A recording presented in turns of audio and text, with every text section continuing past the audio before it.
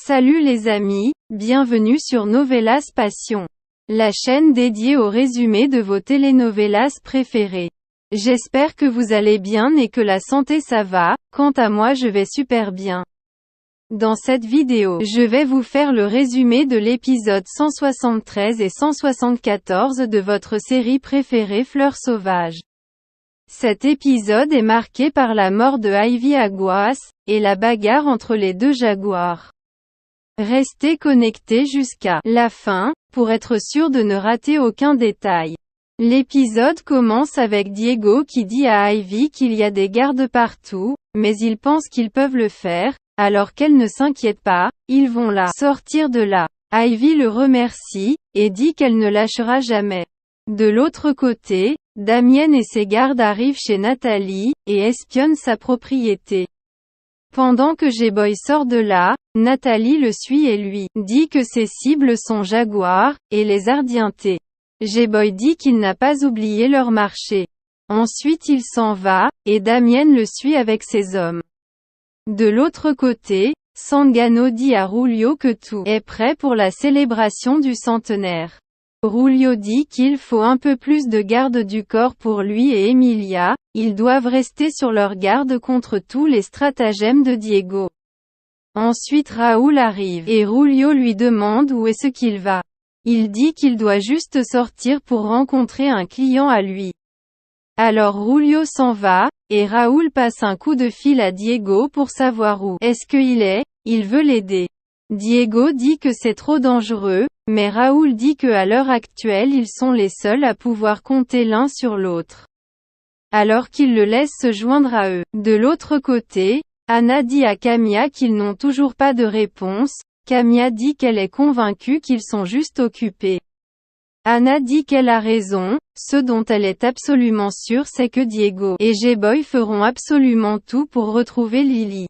Camilla dit qu'ils vont retrouver sa fille, et ils la sortiront de la tombe dans laquelle elle a été enterrée. Lily a tellement souffert, et cette tentative de la tuer encore une fois ne va pas marcher. Sa fille est forte et elle ne va pas mourir. De l'autre côté, Emilia appelle Ivy et lui dit que selon les chercheurs, une personne qui a été enterrée vivante n'a plus que 5h30 à vivre. Et après ça il peut y avoir suffocation, désorientation, et des vertiges et donc après tout ça, elle va mourir. Selon ses calculs personnels, il ne lui reste que une petite heure. Le temps lui est compté, et ça commence maintenant. Tic-tac, tic-tac. Ensuite elle rigole. Ivy lui dit qu'elle s'appelle Ivy Aguas, et elle peut jurer n'importe quoi. Emilia dit qu'elle va vider l'air de ses poumons jusqu'à ce qu'elle crève. Pendant ce temps, Marlon demande à Diego ce qu'il veut qu'il fasse contre les hommes de Ardienté, ils sont tous très nombreux. Diego dit qu'il se fiche de savoir s'ils sont nombreux ou pas, ils doivent sauver Ivy. Ils vont tous les paralyser, ils y vont et ils les prennent un par un. Marlon le retient, mais Diego dit que s'ils veulent rentrer, ils n'ont qu'à rentrer. Lui il va sauver Ivy. Alors Diego s'en va à l'attaque contre les hommes de Ardienté. Ensuite Arthur et Marlon le suivent, et une bagarre se déclenche entre eux. Les hommes de Ardienté viennent encore plus nombreux, alors Diego et ses compagnons lèvent les mains en l'air. Damien vient en renfort avec ses hommes, et leur dit que leur cible ce sont les hommes de Rulio Ardienté, alors, ils se dispersent. Raoul arrive à son tour. Pendant ce temps, J-Boy arrive armé avec du renfort, et tire des balles aux hommes de Ardienté. Alors la bataille se déclenche entre eux. De l'autre côté, les deux jaguars se coincent, et Raoul demande à Damien ce qu'il vient faire ici. Damien dit qu'il est là pour venir en aide à Ivy Aguas. Pendant ce temps, la bataille continue avec J-Boy, sa troupe et les hommes de Ardienté. Ils s'échangent des balles. De l'autre côté, Raoul dit à Damien qu'il ne peut pas le faire gober cette histoire comme quoi il est venu sauver Ivy. Avant de pouvoir poursuivre ses plans, il va devoir le passer sur le corps. Damien dit que bonne idée, il va lui coller une balle dans le ventre et après on verra comment il l'arrêtera. Raoul lui donne un coup de poing, et la bagarre se déclenche entre eux. Raoul dit à Damienne qu'il n'est qu'un salopard, il n'a aucun cœur, même le diable lui-même il l'admire. Damienne lui demande pourquoi il veut aider Ivy, qu'il ne lui dise pas qu'il a une conscience. Raoul dit qu'un criminel ne croira jamais un autre criminel. Ils se donnent des coups de poing, ensuite ils se disputent le pistolet, et Raoul finit par prendre une balle au ventre. Diego aperçoit une fleur sur une tombe et dit à G-Boy qu'il est sûr qu'on l'a enterrée ici. Pendant ce temps, Raoul tombe par terre après avoir reçu la balle de Damienne, celui-ci rigole et lui dit qu'il lui avait dit qu'il se battrait jusqu'à la mort. Ensuite il s'en va. Pendant ce temps, G-Boy dit à Diego que Ivy va manquer d'air, il faut se dépêcher. Raoul se relève, et il reçoit un appel de Emilia qui lui demande où il est. Il dit qu'il est en chemin, Emilia lui demande de rentrer à la maison tout de suite. Ensuite il s'en va. Damienne et ses hommes viennent en renfort à Diego et G-Boy, ils tirent des balles aux hommes de Ardiente. Ceux-ci se sentent encerclés, alors ils décident de se barrer. Diego et G-Boy s'en vont creuser la tombe pour déterrer Ivy. De l'autre côté, Camilla prie les anges de prendre soin de sa fille, elle veut juste que les criminels passent en justice. Pendant ce temps, Diego et G-Boy creusent la tombe de Ivy, et ils lui disent de tenir bon, ils sont là.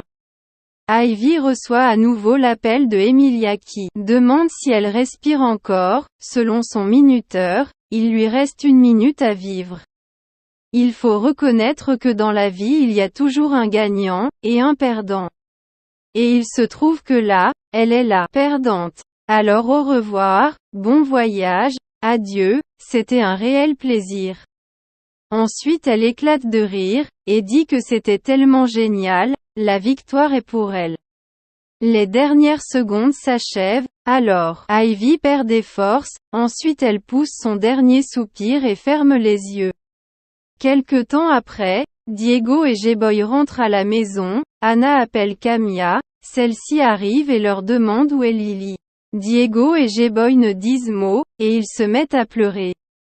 De l'autre côté, Emilia donne au styliste les mesures de sa tenue pour la fête de centenaire. Rulio arrive et dit à Emilia qu'elle semble être de très bonne humeur. Emilia dit que les jours sombres sont enfin derrière eux, leur ennemie est morte. Rulio lui demande si elle en est sûre. Emilia dit qu'elle en est certaine, elle a même entendu son dernier souffle. En plus ses hommes l'ont informé que Diego avait essayé de la retrouver, mais sans succès. Alors il devrait célébrer ça. Rulio dit bien joué Emilia. Nous allons organiser la plus inimaginable des célébrations du centenaire.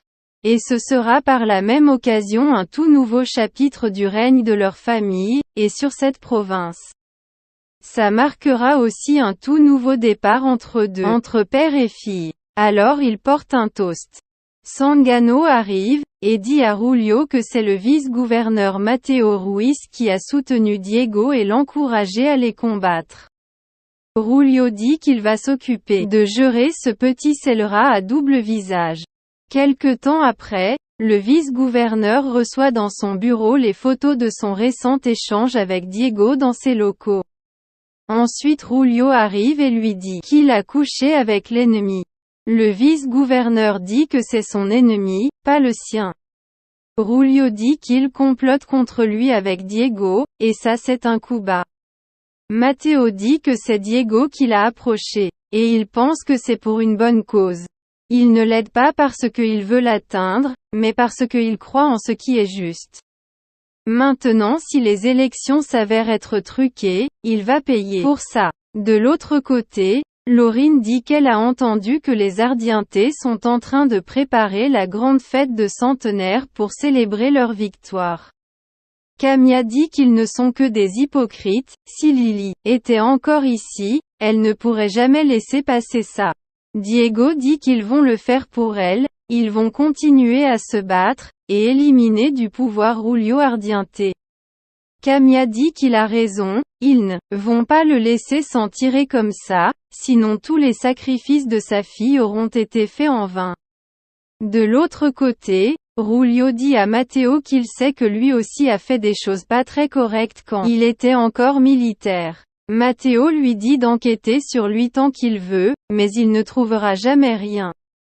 Il est un politicien transparent. Rulio dit que tous les politiciens ont leur pile de linge sale, il s'agit de trouver des squelettes dans son placard, et il le trouvera s'il n'arrête pas de flirter avec Diego. Matteo dit qu'il n'a pas peur de lui. Rulio dit de ne pas le mettre en colère, il n'aimerait pas du tout son écho. Ensuite il s'en va. De l'autre côté, Ana dit à Diego qu'elle n'arrive pas à y croire, elle est si triste, comment ont-ils pu faire une chose pareille à Lily? Diego lui dit de ne pas baisser les bras, Ivy peut prendre soin d'elle, et elle va continuer de se battre d'où elle est. Ana dit ok, ensuite elle s'en va, et J-Boy demande à Diego s'il veut flirter avec Ana, maintenant qu'il n'a plus Ivy. Diego lui dit de ne pas voir son amitié avec Ana dans le mauvais sens, il n'en a qu'une, et ça ne changera jamais. De l'autre côté, Raoul rentre à la maison, Emilia lui demande où est-ce qu'il était, elle lui a appelé parce qu'elle s'inquiétait pour lui. Raoul dit qu'elle l'a appelé seulement parce que c'est son obligation en tant que femme. Emilia dit qu'elle sait très bien qu'il travaille avec Diego et Ivy Aguas, mais ça n'a plus d'importance, parce que Ivy Aguas est morte. De l'autre côté, Damienne rejoint Camilla et lui demande comment va Ivy. Elle dit qu'ils ont enterré sa fille vivante, alors comment croit-il qu'elle va en ce moment? Elle en a assez pleuré d'avoir autant mal à cause des Ardientés. Il est temps que tout cela cesse, ils doivent payer pour tout ce qu'ils ont fait à sa fille ainsi que à cette province. Quelque temps après, Diego, Camilla et ses partisans se regroupent devant la propriété des Ardientés, et protestent contre lui, et son élection en tant que gouverneur. Diego dit qu'aujourd'hui, Rulio a menacé le vice-gouverneur affirmant qu'il ne devrait pas soutenir sa plainte contre lui. Camilla dit qu'ils n'en peuvent plus de ces menaces, et ça va changer. Ils vont se battre pour la liberté et la justice. Pour atteindre leur objectif, il est temps plus que jamais que Rulio Ardiente soit évincé du gouvernement, et ne puisse plus jamais être élu. Rulio arrive et entend les partisans crier « Rulio Ardiente est un tricheur ». Il dit qu'on dirait un disque rayé à force de se répéter ainsi. Ses adversaires ne font que chercher quelque chose qui cloche dans sa victoire, mais ils tournent en rond. Diego dit quiconque s'oppose à eux finit mort ou enterré. Il n'y a que comme ça qu'il sait se comporter, et il l'a prouvé récemment parce que c'est ce qu'ils ont fait à Ivy Aguas. Rulio dit que Ivy était leur allié, alors pour quelle raison est-ce qu'il la ferait tuer? Camilla dit qu'il n'est qu'un menteur. Emilia dit qu'ils n'ont rien fait, il faut accepter la vérité, Ivy est morte et c'est tout. Rulio dit que la vérité est que Ivy a joué avec le feu, et quand on joue avec le feu, on est généralement brûlé. Diego dit qu'ils ne sont qu'une famille de meurtriers. Damien arrive près de ce regroupement, il observe les Ardientés, ensuite il prend son pistolet, mais un de ses hommes arrive et lui dit qu'ils semblent négliger leurs opérations. Damien dit « Pas maintenant », qu'il le laisse un peu tranquille. Rulio dit à Diego qu'il n'est qu'un perdant pathétique, un gros loser. Diego dit que c'est lui le perdant, il a triché à l'élection parce qu'il perdait face à lui. Il ne pouvait pas accepter de perdre face à son bâtard de petit-fils. Rulio rigole et dit qu'il jette des petits cailloux contre un mur solide. Il peut bien dire ce qu'il veut, mais en dernière instance, il sera toujours debout comme gouverneur de Ardiente. Diego lui dit de s'amuser pendant qu'il peut, parce qu'il s'assurera que sa famille mord de la poussière. Rulio dit « Bonne chance dans tes actions, mais tous tes efforts ne serviront à rien. Alors à bientôt. » Rulio se retourne, et entend les partisans l'appeler tricheur, alors il éclate de rire et s'en va. Le lendemain, la confirmation du décès de Ivy passe aux infos télévisées. Les journalistes demandent à Emilia si elle a quelque chose à voir avec le décès de Ivy. Emilia dit que non, elle n'a rien à voir avec ça. Raoul la rejoint et lui demande si elle a tué Ivy Aguas. Emilia lui demande ce qui lui fait penser ça. Raoul dit que s'il y a bien une chose qu'il connaît sur sa femme, c'est que c'est un maître quand il s'agit d'envoyer les gens au cimetière. Emilia dit que si elle est libre, c'est que ces gens n'ont absolument aucune preuve à produire contre elle, et c'est pareil en ce qui concerne Ivy. De l'autre côté, une partisane de Diego dit que Ivy les a peut-être quittés, mais elle n'oubliera jamais ce qu'elle a fait pour eux, en particulier quand ils ont failli se faire assassiner par le gouverneur. Diego dit que tout n'est pas encore terminé, ils vont tous faire en sorte que ces efforts ne soient jamais vains. Quelque temps après, le vice-gouverneur informe à Diego que le secrétaire d'État Martel a enfin accepté d'entendre leur plainte. Diego le remercie. Matteo dit qu'ils affrontent un homme très puissant, est-il certain de vouloir le faire? Diego dit qu'il ne reculera pas, tout est prêt, et ils vont précipiter la chute de Julio Ardiente. De l'autre côté, Emilia aperçoit l'image de Ivy passer à travers la fenêtre, elle se dit qu'elle regarde beaucoup trop de films d'horreur, ce n'est pas en train d'arriver. Ensuite elle s'en va devant le miroir, elle aperçoit à nouveau l'image de Ivy, alors elle prend panique, elle crie et ensuite elle sort de la chambre en courant, en appelant son père et Raoul.